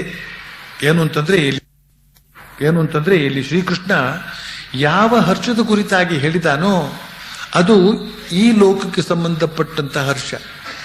ಈ ಲೋಕಕ್ಕೆ ಸಂಬಂಧಪಟ್ಟ ಹರ್ಷದ ಸ್ವಭಾವ ಏನು? ಕ್ಷಣಿಕ, ಕೇವಲ ಕ್ಷಣಿಕ. ನಾವು ಈಗಾಗಲೇ ಎಷ್ಟೊಂದು ಬಗೆಯಿಂದ ಹರ್ಷ ಪಟ್ಟಿದ್ದೇವೆ ಎನ್ಕತೆ, ಎಷ್ಟೊಂದು ವರ್ಷಗಳಿಂದ ಹರ್ಷ ಪಟ್ಟಿದ್ದೇವೆ ಎನ್ಕತೆ. ಆದ್ರೆ ಆ ಹರ್ಷವೆಲ್ಲ ಈಗ ಇದೆಯೇ? ಇಲ್ಲ. ಆದ್ರೆ ಈ ಅಲೌಕಿಕವಾದ ಹರ್ಷ, ಆದ್ರೆ ಈ ಲೌಕಿಕವಾದಂತಹ ಹರ್ಷ ಶೋಕಕ್ಕೆ ವ್ಯತಿರಿಕ್ತವಾದ ಹಾಗೂ ನಿತ್ಯವಾದ ಭಗವದ್ ಆನಂದ ಅನ್ಸತಕ್ಕಂಥದ್ದೊಂದಿದೆ. ಅದನ್ನು ಪಡೆದಾಗ ಈ ಜಗತ್ತಿನ ಹರ್ಷ ಶೋಕಗಳೆಲ್ಲ ಸಪ್ಪಿಯಾಗಿ ಕಾಣುತ್ತೆ ಭಕ್ತನಿಗೆ. ಆದ್ರಿಂದಲೇನೆ ಅವನು ಹರ್ಷವನ್ನು ಪಡೋದಿಲ್ಲ, ಶೋಕವನ್ನು ಪಡೋದಿಲ್ಲ. ಭಕ್ತನಾದವನು ಏನನ್ನು ಬಯಸೋದಿಲ್ಲ, ನ ಕಾಂಕ್ಷತಿ ಅಂತ ಹೇಳ್ತಾನೆ ಶ್ರೀಕೃಷ್ಣ. ನಿಜ, ಭಗವಂತನ್ನೇ ಪಡೆದಂತಹ ಭಕ್ತ ಏನನ್ನು ಬಯಸಿ ಪಡೆಯಬೇಕಾಗಿದೆ ಹೊಸದಾಗಿ? ಅವನು ಆತ್ಮಕಾಮನಾಗಿ, ಆಪ್ತ ಕಾಮನಾಗಿ, ಅಕಾಮನಾದವನು. ಮೊದಲು ಪರಮಾತ್ಮ ಕಾಮನಾಗಿ ಹೊರಟವನು, ಆಮೇಲೆ ಪರಮಾತ್ಮನನ್ನ ಪಡೆದವನು, ಪರಮಾತ್ಮನನ್ನು ಪಡೆದು ಅಕಾಮನಾದವನು. ಭಗವಂತನನ್ನು ಪಡೆದಂತಹ ಭಕ್ತ ನಿತ್ಯ ತೃಪ್ತನಾಗ್ತಾನೆ. ಈ ನಿತ್ಯ ತೃಪ್ತಿಯ ಸ್ವರೂಪ ಎಂಥದ್ದು ಅನ್ನೋದನ್ನು ನಾವು ಅರ್ಥ ಮಾಡಿಕೊಳ್ಬೇಕಾದ್ರೆ, ಲೋಕದ ಜನ ಎಂತಹ ಅತೃಪ್ತಿಯಿಂದ ತೊಳಲಾಡ್ತಾ ಇದ್ದಾರೆ ಅನ್ನೋದನ್ನು ಸ್ವಲ್ಪ ಗ್ರಹಿಸಬೇಕು. ಲೋಕದ ಜನ ಒಂದಿಷ್ಟು ವಿಶ್ರಾಂತಿಯೂ ಬಿಡುವು ಮಾಡಿಕೊಳ್ಳದೆ ಒಂದೇ ಸಮನೆ ದುಡಿತಾ ಇದ್ದಾರೆ ಅಥವಾ ಓಡಾಡ್ತಾ ಇದ್ದಾರೆ. ಯಾಕೆ? ಏನೋ ಒಂದು ಬಗೆಯ ಅತೃಪ್ತಿ ಇದೆ ಅವರ ಮನಸ್ಸಿನಲ್ಲಿ. ಅವರಿನ್ನೂ ಸಾಕು ಅನ್ನುವ ಸ್ಥಿತಿಗೆ ಬರಲಿಲ್ಲ. ಅವರ ಮನಸ್ಸು ಬೇಕು ಬೇಕು ಬೇಕು ಅಂತನ್ನುವ ಮಂತ್ರವನ್ನು ಪಠಿಸ್ತಾ ಇರುತ್ತೆ. ಇಷ್ಟು ಸಿಕ್ಕಿದರೆ ಮತ್ತಿಷ್ಟು ಬೇಕೆಂಬ ಆಸೆ ಅವರನ್ನ ಕುಳಿತುಕೊಳ್ಳೋದಕ್ಕೆ ಬಿಡೋದಿಲ್ಲ. ಇದು ಅವರ ಮನಸ್ಸಿನ ಆಳವರಿಯದ ಅತೃಪ್ತಿಯನ್ನ ಎತ್ತಿ ತೋರಿಸುತ್ತೆ. ಈ ಅತೃಪ್ತಿ ಅವರನ್ನ ನಿರಂತರವಾಗಿ ಕುಣಿದಾಡಿಸ್ತಾ ಇರುತ್ತೆ. ಆದರೆ ಎಲ್ಲೋ ಒಬ್ಬ ಧೀರ ತನ್ನ ಅತೃಪ್ತಿಯನ್ನು ಹೋಗಲಾಡಿಸಿಕೊಳ್ಳೋದಕ್ಕೆ ಪ್ರಾಪಂಚಿಕ ವಿಷಯಗಳ ಹಿಂದೆ ಓಡೋದನ್ನ ಬಿಟ್ಟು ಭಗವಂತನ ಕಡೆಗೆ ಧಾವಿಸ್ತಾನೆ. ಇಲ್ಲಿ ಅವನು ತನಗೆ ಬೇಕಾದ್ದೆಲ್ಲವನ್ನು ಪಡಿತಾನೆ, ನಿತ್ಯ ತೃಪ್ತನಾಗುತ್ತಾನೆ. ಇನ್ನು ಅವನು ಬಯಸಿ ಪಡೆಯಬೇಕಾದವುಗಳೇನು ಇರೋದಿಲ್ಲ. ಇಲ್ಲಿ ಏನನ್ನು ಬಯಸದ ಭಕ್ತ ನನಗೆ ಪ್ರಿಯ ಅಂತ ಶ್ರೀಕೃಷ್ಣ ಹೇಳ್ತಾ ಇದ್ದಾನಲ್ಲ, ಯಾಕಿರಬಹುದು? ಏನನ್ನು ಬಯಸದೇ ಇರುವವನಲ್ಲಿ ಹೆಚ್ಚುಗಾರಿಕೆ ಏನಿದೆ? ಆಲೋಚಿಸಿ ನೋಡಿದ್ರೆ ನಿಜಕ್ಕೂ ಅವನಲ್ಲಿ ಹೆಚ್ಚುಗಾರಿಕೆ ಇದೆ. ಏನು ಅಂತಂದ್ರೆ, ನಮ್ಮ ಮನಸ್ಸಿನಲ್ಲಿ ಪ್ರಾಪಂಚಿಕ ವಿಷಯಗಳ ಬಯಕೆಗಳು ತುಂಬಿಕೊಂಡಿರುವಷ್ಟು ಕಾಲ ಭಗವಂತ ಅಲ್ಲಿಗೆ ಪ್ರವೇಶಿಸುವುದೇ ಇಲ್ಲ. ಸ್ವಾರಸ್ಯ ಏನು ಅಂತಂದ್ರೆ, ಈ ಪ್ರಾಪಂಚಿಕ ಭೋಗ ವಸ್ತುಗಳನ್ನೆಲ್ಲ ಸೃಷ್ಟಿಸಿದವನು ಅದೇ ಭಗವಂತನೇ. ಜನರೆಲ್ಲ ತಾನು ಸೃಷ್ಟಿಸಿದ ಈ ಭೋಗ ವಸ್ತುಗಳನ್ನ ಜನ ಚೆನ್ನಾಗಿ ಅನುಭವಿಸಲಿ ಅನ್ನೋದೇ ಅವನ ಇಷ್ಟ, ಅವನ ಇಚ್ಛೆ. ಆದ್ರೆ ಜನರು ಭೋಗದಲ್ಲಿ ಮುಳುಗಿರುವಾಗ ಭಗವಂತ ಮಾತ್ರ ದೂರದಲ್ಲಿ ನಿಂತ್ಕೊಂಡು ಮುಗುಳು ನಗುತ್ತಾ ಹೇಳ್ತಾನೆ, ಹಾ ಚೆನ್ನಾಗಿ ಅನುಭವಿಸಿ ಅಂತ. ಆದ್ರೆ ತಾನು ಮಾತ್ರ ಅವ್ರ ಬಳಿಗೆ ಹೋಗೋದಿಲ್ಲ. ಆಟದಲ್ಲಿ ಮಗ್ನರಾಗಿದ್ದಾರಲ್ಲ, ಇರ್ಲಿ ಅಂತ ಸುಮ್ಮನೆ ಬಿಟ್ಟು ಬಿಡ್ತಾನೆ. ಆದ್ರೆ ಯಾವನೋ ಒಬ್ಬನಿಗೆ ಈ ಭೋಗ ಸಾಮಗ್ರಿಗಳಿಂದ ಬೇಸರವಾಗಿ ಅವನು ಭಗವಂತನನ್ನು ಕರೆಯೋದಕ್ಕೆ ಶುರು ಮಾಡ್ತಾನೆ. ಆಗ ಭಗವಂತ ಅವನ ಬಳಿಗೆ ಧಾವಿಸಿ ಬರ್ತಾನೆ. ನಿಜಕ್ಕೂ ಈ ಭೋಗ ಸಾಮಗ್ರಿಗಳು ಭಗವಂತ ನಮ್ಮೆದುರಿಗೆ ಎಸೆದಿರುವಂತಹ ಸವಾಲು. ಏ ಮನುಷ್ಯ, ನಿನಗೆ ಕ್ಷಣಿಕ ಸುಖ ಕೊಡುವ ಈ ಭೋಗ ಬೇಕೋ ಅಥವಾ ನಾನು ಬೇಕೋ ಯೋಚಿಸಿ ನೋಡು ಅಂತ. ಮನುಷ್ಯರೆಲ್ಲ ಈ ಭೋಗಗಳ ಬೆಡಗನ್ನು ನೋಡ್ತಾರೆ, ಆಸೆ ಕೆರಳುತ್ತೆ, ಅವುಗಳ ಬಳಿಗೆ ಓಡ್ತಾರೆ, ಭಗವಂತ ಇಟ್ಟು ಪರೀಕ್ಷೆಯಲ್ಲಿ ನಭಾಸಾಗ್ತಾರೆ. ಆದರೆ ಎಲ್ಲೋ ಒಬ್ಬ ಧೀರ ಈ ಭೋಗಗಳ ಕ್ಷಣಿಕತೆಯನ್ನು ಮನಗಂಡು ತನಗೆ ಭೋಗ ಬೇಡ, ಭಗವಂತನೇ ಬೇಕು ಅಂತ ಪಟ್ಟಾಗಿ ಕುಳಿತು ಬಿಡ್ತಾನೆ. ಇಂತಹ ಭಕ್ತ ಭಗವಂತನಿಗೆ ಪ್ರಿಯನಲ್ಲದೆ ಮತ್ತೇನು. ಶ್ರೀರಾಮಕೃಷ್ಣರು ಕೂಡ ತಮ್ಮ ಸಾಧನೆಯೆಲ್ಲ ಮುಗಿಸಿ ಆತ್ಮಾನಂದದಲ್ಲಿ ನಿರತರಾದಂತಹ ಸಂದರ್ಭದಲ್ಲಿ ಪ್ರಾಯ ಪ್ರಬುದ್ಧಿಯಾದಂತಹ ಶಾರದೆ ದಕ್ಷಿಣೇಶ್ವರಕ್ಕೆ ಬರ್ತಾಳೆ. ಗುರು ತೋತಾಪುರಿ ಹೇಳಿದ್ದ, ಯಾರು ಭಗವಂತನನ್ನು ಸಾಕ್ಷಾತ್ಕಾರ ಮಾಡಿಕೊಂಡಿರ್ತಾನೋ, ಯಾರು ನಿರ್ವಿಕಲ್ಪ ಸಮಾಧಿಯನ್ನು ಅನುಭವಿಸಿರ್ತಾನೋ, ಅವನು ತನ್ನ ಹೆಂಡತಿಯೊಂದಿಗೆ ಮಲಗಿದರೂ ಕೂಡ ಶರೀರದ ವಿಕಾರಕ್ಕೆ ಒಳಗಾಗೋದಿಲ್ಲ ಅಂತ.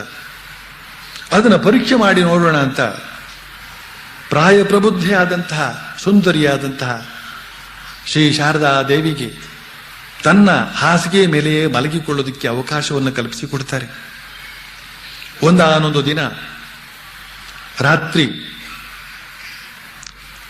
ಮಡದಿ ಮಲಗಿದ್ದಾಳೆ.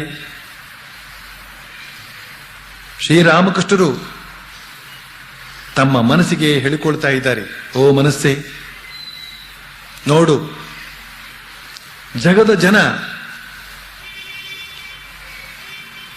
ಭೋಗಾಭಿಲಾಷೆಯಿಂದ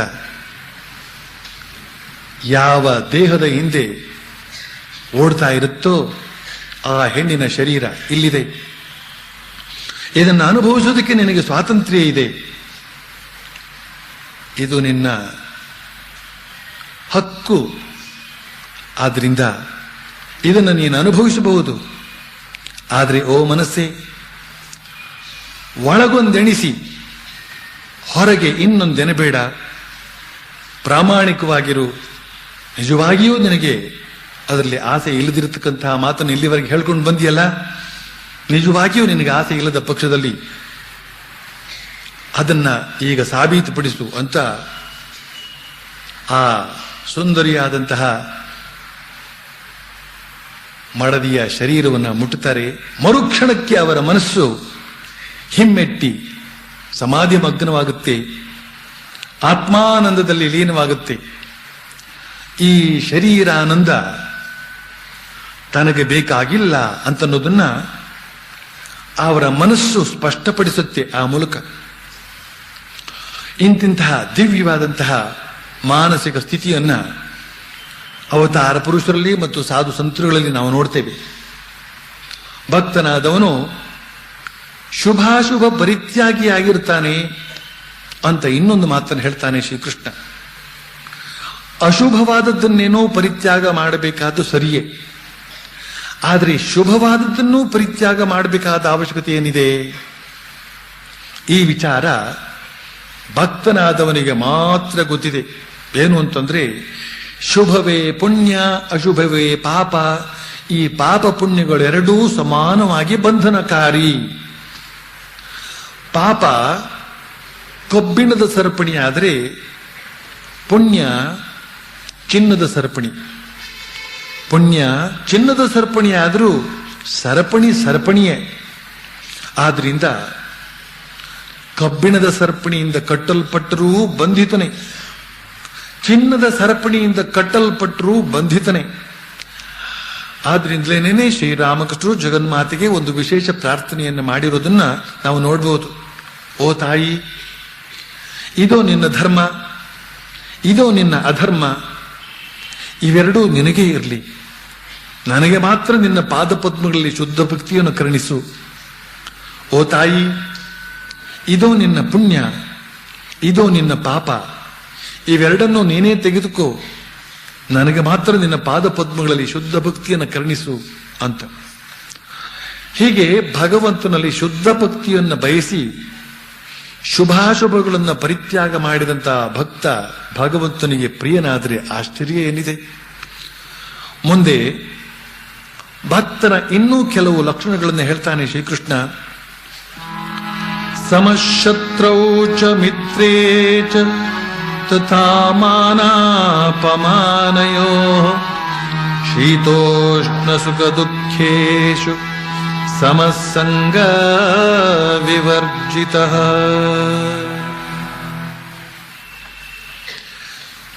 ತುಲ್ಯ ನಿಂದಾ ಸ್ತುತಿರ್ಮೌನಿ ಸಂತುಷ್ಟೋ ಏನ ಕೇನಚಿತ್ ಅನಿಕೇತ ಸ್ಥಿರಮತಿ ಭಕ್ತಿಮಾನ್ ಮೇ ಪ್ರಿಯೋ ನರಃ. ಶತ್ರು ಮಿತ್ರರಲ್ಲಿ ಸಮಬುದ್ಧಿಯುಳ್ಳವನು, ಮಾನವಮಾನಗಳಲ್ಲಿ ಸಮಾನನಾಗಿರುವವನು, ಆಸಕ್ತಿರಹಿತ, ಸ್ತುತಿ ನಿಂದೆಗಳಲ್ಲಿ ಸಮಭಾವನೆಯುಳ್ಳವನು, ಮೌನಿ, ಜೀವನ ನಿರ್ವಹಣೆಗೆ ಎಷ್ಟು ಸಿಕ್ಕಿದರೆ ಅಷ್ಟರಿಂದಲೇ ತೃಪ್ತನಾಗುವವನು, ಅನಿಕೇತ, ಸ್ಥಿರ ಬುದ್ಧಿ ಉಳ್ಳವನು ಮತ್ತು ಭಕ್ತಿವಂತನೂ ಆದಂತಹ ಇಂಥ ಮನುಷ್ಯ ನನಗೆ ಪ್ರಿಯ ಅಂತ ಹೇಳ್ತಾನೆ ಶ್ರೀಕೃಷ್ಣ. ಒಬ್ಬ ಮನುಷ್ಯ ನಿಜವಾದ ಭಕ್ತನಾಗಬೇಕಾದ್ರೆ, ಭಕ್ತನಾಗಿ ಭಗವಂತನಿಂದ ಪ್ರಿಯನಾಗಬೇಕಾದ್ರೆ ಅವನಲ್ಲಿ ಎಷ್ಟೊಂದು ಗುಣಗಳೆಲ್ಲ ಇರಬೇಕಾಗುತ್ತೆ ಅಂತ ಅನ್ನೋದನ್ನು ನಾವಿಲ್ಲಿ ನೋಡಬಹುದಾಗಿದೆ. ಯೋಗಾಸನ ಹಾಕುವವರಂತೆ ಕೇವಲ ದೀರ್ಘದಿಂದ ನಮಸ್ಕಾರ ಮಾಡಿದರೆ ಸಾಲದು, ಅತ್ಯುತ್ತಮವಾದ ಸದ್ಗುಣಗಳನ್ನು ಅಭ್ಯಾಸ ಮಾಡಬೇಕಾಗುತ್ತೆ. ಇಲ್ಲಿಯವರೆಗೆ ನಾವು ಅನೇಕ ಸದ್ಗುಣಗಳ ಸ್ವರೂಪವನ್ನು ನೋಡ್ತಾ ಬಂದಿದ್ದೇವೆ. ಈಗ ಇನ್ನಷ್ಟು ಗುಣಗಳನ್ನು ನೋಡೋಣ. ಶತ್ರು ಮಿತ್ರರಲ್ಲಿ ಭಕ್ತನಾದವನು ಸಮಬುದ್ಧಿಯುಳ್ಳವನಾಗಿರಬೇಕು ಅಂತ ಹೇಳ್ತಾನೆ ಶ್ರೀಕೃಷ್ಣ. ನಿಜಕ್ಕೂ ಭಕ್ತನಾದವನಿಗೆ ಶತ್ರುಗಳು ಇಲ್ಲ, ಮಿತ್ರರು ಇಲ್ಲ. ಯಾಕೆಂದ್ರೆ ಮಾನವರೆಲ್ಲರೂ ಭಗವಂತನ ಮಕ್ಕಳಾಗಿ, ಮಾನವರೆಲ್ಲರನ್ನೂ ಭಗವಂತನ ಮಕ್ಕಳಾಗಿ ಪರಿಗಣಿಸ್ತಾನೆ ಭಕ್ತ. ಆದ್ರಿಂದ ಮಾನವರೆಲ್ಲರೂ ತನ್ನ ಪಾಲಿಗೆ ಸೋದರರು ಅನ್ನೋದೇ ಅವನ ಭಾವನೆ. ಭಗವಂತನ ಮಕ್ಕಳೊಂದಿಗೆ ಶತ್ರುತ್ವಕ್ಕೆ ಅವಕಾಶವೇ ಇಲ್ಲ. ಇಲ್ಲಿ ಇನ್ನೊಂದು ಧರ್ಮ ಸೂಕ್ಷ್ಮ ಕೂಡ ಇದೆ. ಏನು ಅಂತಂದ್ರೆ, ಭಕ್ತನೇನೋ ಎಲ್ಲರನ್ನೂ ಸೋದರರಂತೆ ನೋಡಬಹುದು, ಆದರೆ ಆ ಸೋದರರಲ್ಲೇ ಪರಸ್ಪರ ಭಿನ್ನಾಭಿಪ್ರಾಯಗಳು ಹುಟ್ಟುಕೊಂಡು ಕೌರವರು ಪಾಂಡವರಂತೆ ಎರಡು ಪಂಗಡಗಳಾಗಿ ಬಿಟ್ರೆ ಆಗೇನು ಮಾಡಬೇಕು? ಆಗ ಅವ್ರನ್ನ ಹೇಗೆ ನೋಡಬೇಕು ಅನ್ನೋ ಪ್ರಶ್ನೆ. ಇಂತಹ ಸಂದರ್ಭದಲ್ಲಿಯೂ ಕೂಡ ಭಕ್ತನಾದವನು ಇಬ್ಬರೊಂದಿಗೂ ಸಮಾನವಾದ ವ್ಯವಹಾರ ಇಟ್ಕೊಳ್ಬೇಕು ಅಂತ ಹೇಳ್ತಕ್ಕಂಥದ್ದು ಶ್ರೀಕೃಷ್ಣನ ಅಭಿಪ್ರಾಯ. ಅಂದ್ರೆ ಅವರ ಜಗಳಗಳಲ್ಲಿ ಇವನು ಸಿಕ್ಕಿಕೊಂಡು ಮನಸ್ಸನ್ನ ಕೆಡಿಸಿಕೊಳ್ಳಬಾರದು ಅಂತ ಅರ್ಥ. ಎರಡನೇದಾಗಿ, ಭಕ್ತನಾದವನು ಮಾನವಮಾನಗಳಲ್ಲಿ ಸಮಾನನಾಗಿರಬೇಕು ಅಂತ. ಯಾಕಿರಬಹುದು? ಮಾನ ಅವಮಾನ ಅಂತ ಹೇಳ್ತಕ್ಕಂಥವುಗಳು ಮನುಷ್ಯನ ಮನಸ್ಸನ್ನ ಮೇಲೆ ಕೆತ್ತಿ ಕೆಳಕ್ಕೆ ಬೀಳಿಸುವಂಥವುಗಳು. ನಮಗೆ ಸಮ್ಮಾನ ಸಿಕ್ಕಾಗ ನಮ್ಮ ಮನಸ್ಸು ಆಕಾಶದೆತ್ತರಕ್ಕೆ ಇರುತ್ತೆ, ಆದರೆ ಅವಮಾನವಾದಾಗ ಪಾತಾಳದ ಆಳಕ್ಕೆ ಕುಸಿಯುತ್ತೆ. ಜೀವನದಲ್ಲಿ ಇಂತಹ ಮಾನವಮಾನಗಳ ಸನ್ನಿವೇಶಗಳು ಹಲವಾರು. ಹೀಗಿರುವಾಗ ಮಾನ ಬಂತು ಅಂತ ಹಿಗ್ಗಿ ಮೇಲಕ್ಕೇರಿ, ಅವಮಾನವಾಯಿತು ಅಂತ ಕುಗ್ಗಿ ಅತಿ ಕೆಳಕ್ಕೆ ಕುಸಿದು ಹೋಗ್ತಾ ಇದ್ರೆ ಅಂತಹ ಮನುಷ್ಯನ ಮನಸ್ಥಿತಿ ಹೇಗಿರಬಹುದು ಅಂತ ಭಾವಿಸಿ ನೋಡಬೇಕು. ಇಂತಹ ಮನಸ್ಸು ಯೋಗ್ಯಕ್ಕೆ ಅಯೋಗಕ್ಕೆ ಅಯೋಗ್ಯ. ಯಾಕೆ ಅಂದ್ರೆ ಸಮತ್ವಂ ಯೋಗ ಉಚ್ಯತೆ, ಸಮತ್ವವೇ ಯೋಗ ಅಂತ ಶ್ರೀಕೃಷ್ಣ ಈ ಹಿಂದೆಯೇ ಹೇಳಿದ್ದ. ಮನಸ್ಸನ್ನ ಸಮಸ್ಥಿತಿಯಲ್ಲಿ ಇಟ್ಕೊಳ್ಳೋದ್ರಿಂದ ಮಾತ್ರವೇ ಯೋಗಾಭ್ಯಾಸ ಸುಲಭ ಸಾಧ್ಯ. ಕರ್ಮಯೋಗವನ್ನೇ ಅಭ್ಯಾಸ ಮಾಡಲಿ, ರಾಜಯೋಗವನ್ನೇ ಅಭ್ಯಾಸ ಮಾಡಲಿ, ಜ್ಞಾನಯೋಗವನ್ನೇ ಅಭ್ಯಾಸ ಮಾಡಲಿ ಅಥವಾ ಭಕ್ತಿಯೋಗವನ್ನೇ ಅಭ್ಯಾಸ ಮಾಡಲಿ, ಮನಸ್ಸನ್ನ ಸಮಸ್ಥಿತಿಯಲ್ಲಿ ಇಟ್ಕೊಳ್ಬೇಕಾದದ್ದು ಬಹಳ ಮುಖ್ಯ. ಆದ್ರಿಂದಲೇನೆ ಶ್ರೀಕೃಷ್ಣ ಇಲ್ಲಿ ಸಮತೆಯ ಬಗ್ಗೆ ಹೇಳ್ತಾ ಇದ್ದಾನೆ. ಶತ್ರು ಮಿತ್ರರಲ್ಲಿ ಸಮಭಾವದಿಂದಿರಬೇಕು, ಮಾನವಮಾನಗಳಲ್ಲಿ ಸಮಭಾವದಿಂದಿರಬೇಕು, ಶೀತೋಷ್ಣ ಸುಖ ದುಃಖಗಳಲ್ಲಿ ಸಮಭಾವದಿಂದಿರಬೇಕು, ಹಾಗೂ ಸ್ತುತಿ ನಿಂದೆಗಳಲ್ಲಿ ಸಮಭಾವದಿಂದಿರಬೇಕು ಅಂತ. ಆದ್ರಿಂದ ಮನಸ್ಸಿನ ಸಮತೋಲವನ್ನ ಕಾಪಾಡಿಕೊಂಡಿರಬೇಕಾದದ್ದು ಎಷ್ಟು ಮುಖ್ಯ ಅಂತ ಹೇಳ್ತಕ್ಕಂಥದ್ದು ನಮಗಿಲ್ಲಿ ತಿಳಿದು ಬರುತ್ತೆ. ಶೀತೋಷ್ಣ ಸುಖ ದುಃಖಗಳಲ್ಲಿ ಸಮವಾಗಿರಬೇಕು ಅಂತ ಶ್ರೀಕೃಷ್ಣ ಹೇಳ್ತಾ ಇದ್ದಾನೆ. ಇದನ್ನ ಹೇಗೆ ಸಾಧಿಸೋದು?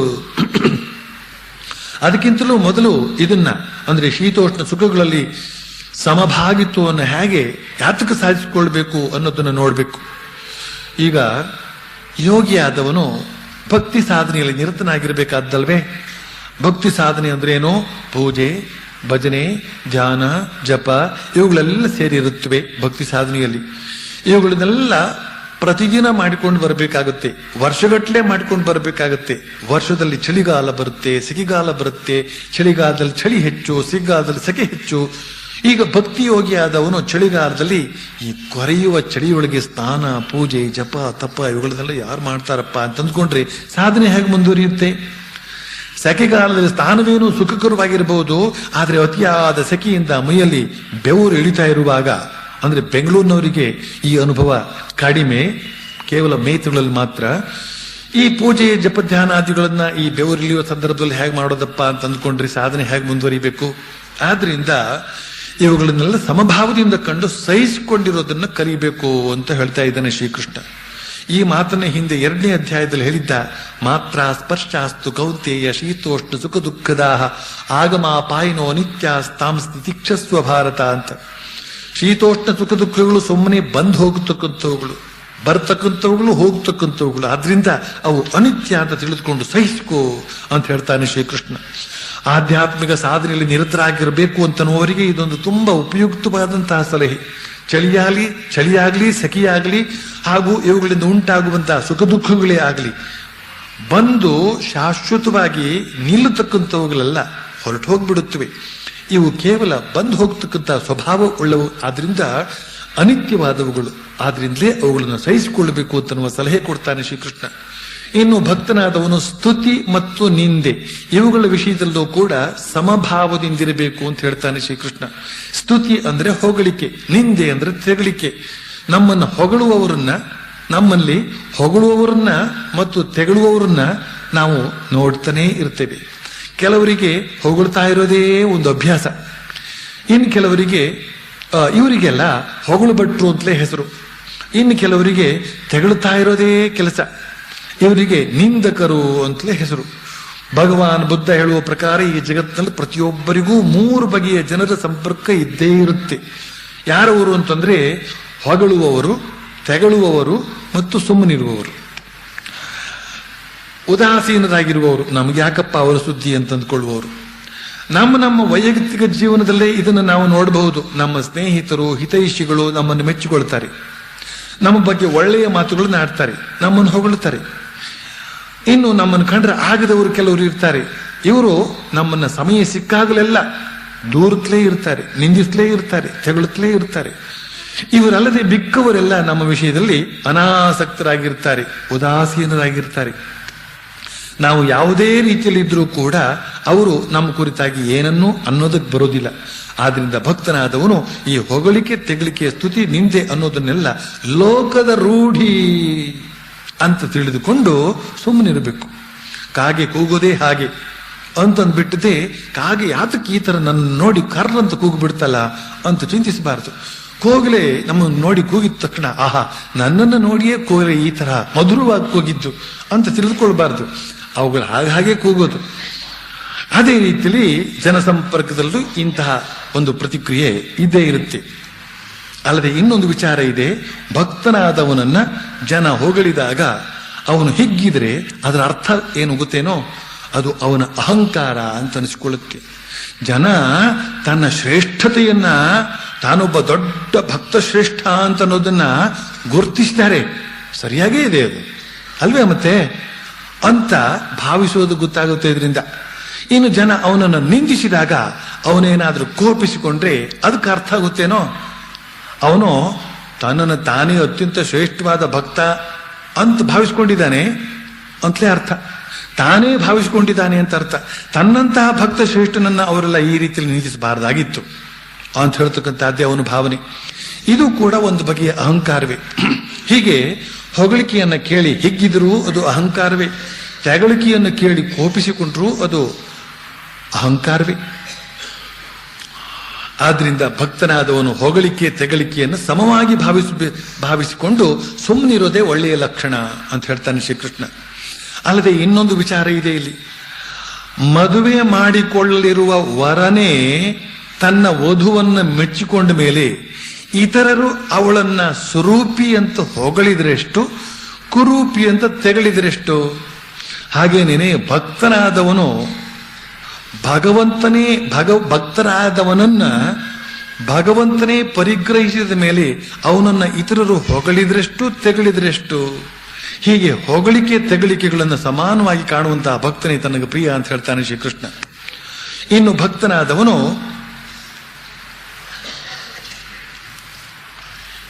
ಈ ಹೊಗಳಿಕೆ ತೆಗಳಿಕೆಯನ್ನ ಯಾತಕ್ಕೆ ಅಷ್ಟೊಂದು ಗಮನಿಸ್ತಾನೆ? ಅಲ್ಲ, ಭಕ್ತನಾದವನು ಗಮನಿಸೋದಿಲ್ಲ, ಜನರು ಯಾತಕ್ಕೆ ಗಮನಿಸ್ತಾರೆ ಅಂತ ಹೇಳಿದ್ರೆ, ತಮ್ಮನ್ನ ಸಮ್ಮಾನಿಸಬೇಕು, ಎಲ್ಲರೂ ತಮ್ಮನ್ನು ಸಮ್ಮಾನಿಸಬೇಕು. ತಾವೇನೋ ಸಣ್ಣ ಪುಟ್ಟ ಕೆಲಸ ಮಾಡಿದ್ರು ಕೂಡ ಅದನ್ನ ಎಲ್ಲರೂ ಕೊಂಡಾಡ್ತಾ ಇರಬೇಕು ಅಂತಲೇ ಪ್ರತಿಯೊಬ್ಬರು ಬಯಸ್ತಾ ಇರ್ತಾರೆ. ಆದ್ರೆ ಇದರ ಒಂದು ಟೊಳ್ಳುತನವನ್ನ ಅಥವಾ ಇದರ ಒಂದು ಅರ್ಥಹೀನತೆಯನ್ನು ನಾವು ಆಲೋಚನೆ ಮಾಡಿ ನೋಡಿದಾಗ ನಾವು ಯಾರೂ ಕೂಡ ಹೊಗಳಿಸಿಕೊಳ್ಳುವಂತಹ ಯೋಗ್ಯತೆಯನ್ನೇ ಉಳ್ಳವರಲ್ಲ ಅನ್ನೋದು ಗೊತ್ತಾಗುತ್ತೆ.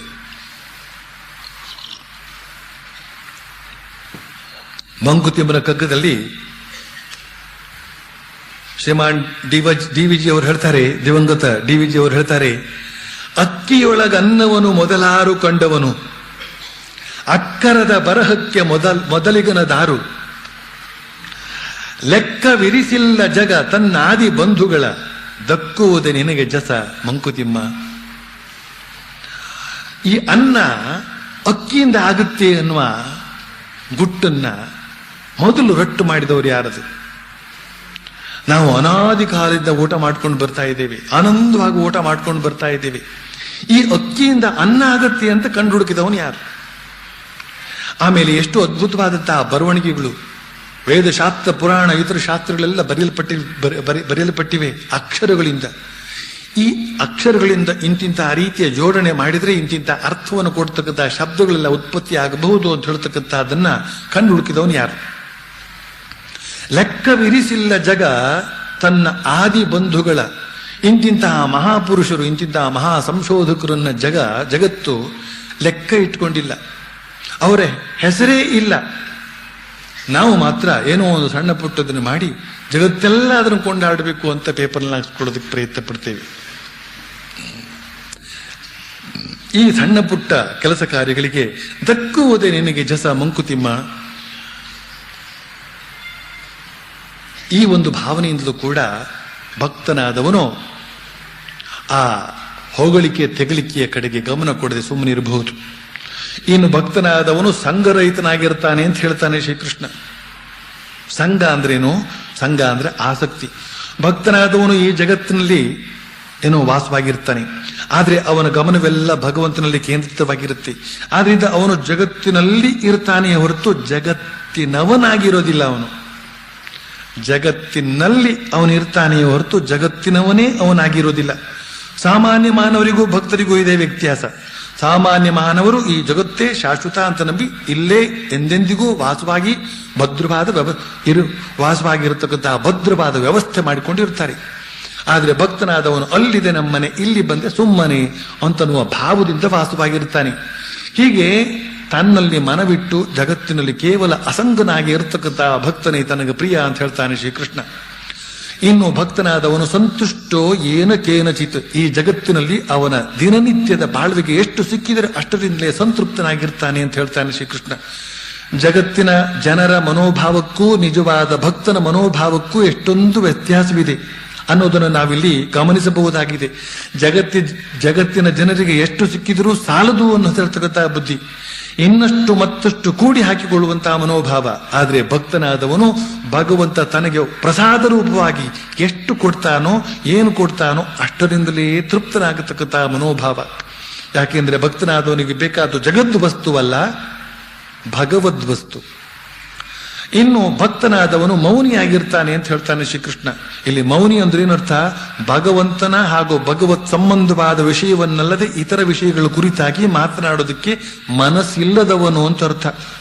ಅಲ್ಲದೆ ಭಕ್ತನ ಹೃದಯ ಅಂತ ಹೇಳ್ತಕ್ಕಂಥದ್ದು ಭಗವದ್ ಆನಂದದಿಂದ ತುಂಬಿಕೊಂಡಿರೋದ್ರಿಂದ ಅಥವಾ ಭಗವದ್ ಆನಂದವನ್ನು ಸವಿತಾ ಇರೋದ್ರಿಂದ ಅವನಿಗೆ ಯಾವ ಇತರ ಮಾತುಗಳನ್ನು ಆಡೋದಕ್ಕೂ ಮನಸ್ಸೇ ಇಲ್ಲ.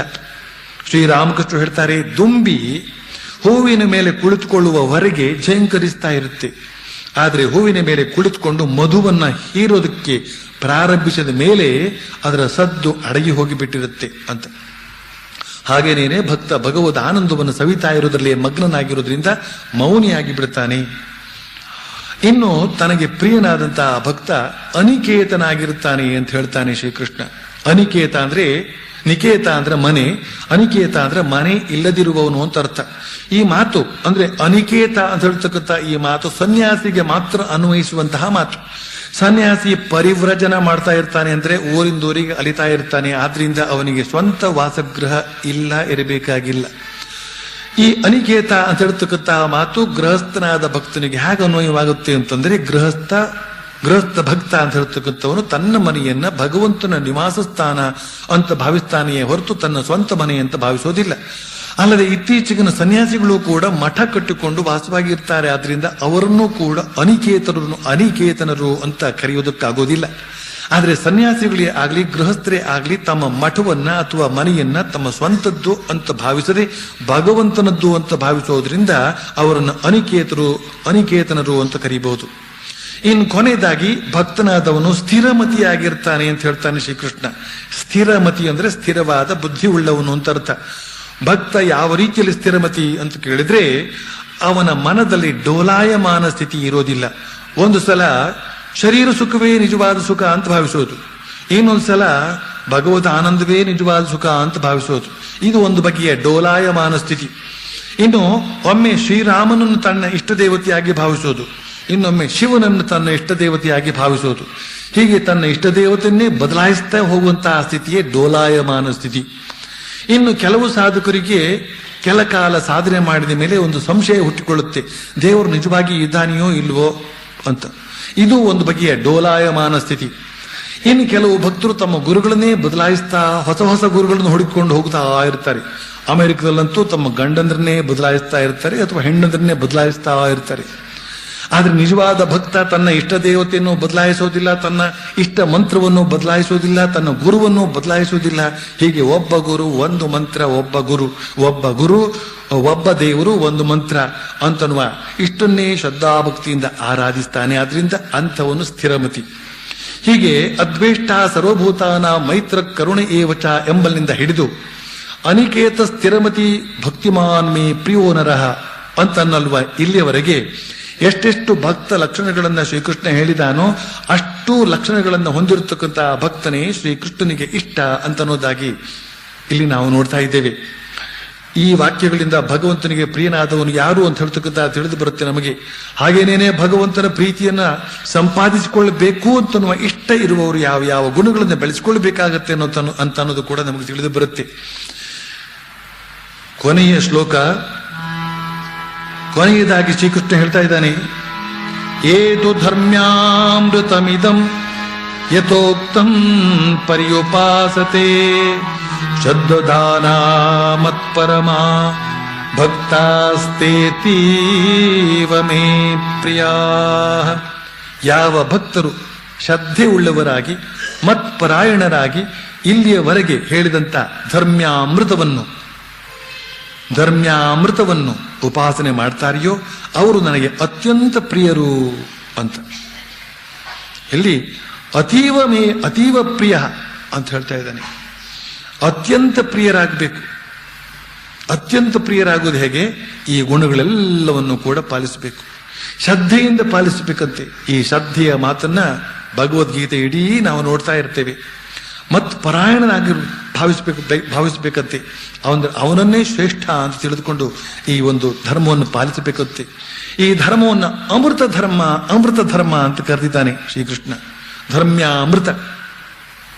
ಈ ಧರ್ಮವನ್ನು ನಾವು ಪಾಲಿಸಿಕೊಂಡು ಬಂದಾಗ ನಮ್ಮ ಮನಸ್ಸು ಪಡತಕ್ಕಂಥ ಆನಂದವನ್ನು ಗಮನಿಸಿದಾಗ ಇದು ಗುಣಗಳು ಅಂತ ಹೇಳ್ತಕ್ಕಂಥದ್ದು ನಮ್ಮ ಗಮನಕ್ಕೆ ಬರುತ್ತೆ. ಹೀಗೆ ಇಂತಹ ದಿವ್ಯ ಗುಣಗಳನ್ನು ಪರಿಪಾಲಿಸಿಕೊಂಡು ಬಂದು ನಾವು ಭಗವಂತನ ಪ್ರೀತಿಗೆ ಪಾತ್ರರಾಗೋದಕ್ಕೆ ಬೇಕಾದಂತಹ ಶಕ್ತಿಯನ್ನ ಶ್ರೀಕೃಷ್ಣ ಪರಮಾತ್ಮ ನಮಗೆ ಅನುಗ್ರಹಿಸಲಿ ಅಂತ ಪ್ರಾರ್ಥನೆ ಮಾಡಿಕೊಂಡು ಈ ಉಪನ್ಯಾಸ ಮಾಲಿಕೆಯನ್ನ ಇಂದಿಗೆ ಸಮಾಪ್ತಿಗೊಳಿಸ್ತಾ ಇದ್ದೇನೆ. ಶ್ರೀಕೃಷ್ಣ ಪರಮಾತ್ಮನ ಕೃಪೆಯಿಂದ ಒಂದು ವಾರವಿಡೀ ಎಲ್ಲರೂ ಆಶ್ಚರ್ಯ ಪಡುವಂತೆ ಆನಂದ ಪಡುವಂತೆ ನಡೆದು ಹೋಯಿತು. ಈ ಆನಂದದ ಸಂಕೇತವಾಗಿಯೋ ಎಂಬಂತೆ ಭಗವಂತ ಪುಷ್ಪವೃಷ್ಟಿಯನ್ನೇ ಮಾಡಿಬಿಟ್ಟಿದ್ದಾನೆ. ಜನಗಳಿಗೆ ಕಷ್ಟ ಆದರೂ ಕೂಡ, ಜನಗಳಿಗೆ ಕಷ್ಟ ಆದ್ರೆ ತಾನೇ, ಕಷ್ಟ ಏನದು, ನೀರು ಮೈ ಮೇಲೆ ಬಿದ್ದರೆ ಕಷ್ಟ ಹೇಗಾಗುತ್ತೆ?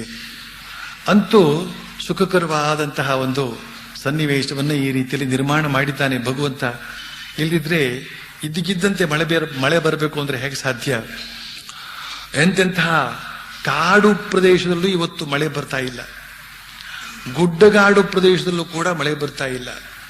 ಆದರೆ ನಗರಗಳಲ್ಲಿ ಇವತ್ತು ಮಳೆ ಚೆನ್ನಾಗಿ ಬರ್ತಾ ಇದೆ. ಏನು ಆಶ್ಚರ್ಯ! ಇದೆಲ್ಲ ಇಲ್ಲಿ ವಾಸವಾಗಿರ್ತಕ್ಕಂತಹ ಕೆಲವು ಸತ್ಪುರುಷರ ತಪಸ್ಸಿನ ಫಲ ಅಂತ ನಾವು ಹೇಳ್ಕೊಳ್ದೇ ಇರೋದಕ್ಕೆ ಸಾಧ್ಯವೇ ಇಲ್ಲ. ಅಂತೂ ಭಗವಂತನಲ್ಲಿ ಭರವಸೆ ಇಟ್ಟು ನಾವು ನಮ್ಮ ಜೀವನವನ್ನು ರೂಪಿಸಿಕೊಂಡ್ರೆ ನಮ್ಮ ಜೀವನ ಮಂಗಳಮಯವಾಗುವುದರಲ್ಲಿ ಸಂದೇಹವಿಲ್ಲ ಅಂತ ಈ ಮೂಲಕ ನಾವು ತಿಳಿದುಕೊಳ್ಳಬೇಕಾಗತ್ತೆ ಅಂತ ತಿಳಿಸಿ ನನ್ನ ಮಾತನ್ನ ಮುಗಿಸ್ತೇನೆ. ಓಂ ವಸುದೇವಸುತಂ ದೇವಂ ತ್ವಂ ಸಚಾಣೂರಮರ್ದನಂ ದೇವಕೀ ಪರಮಾನಂದಂ ಕೃಷ್ಣಂ ವಂದೇ ಜಗದ್ಗುರುಂ.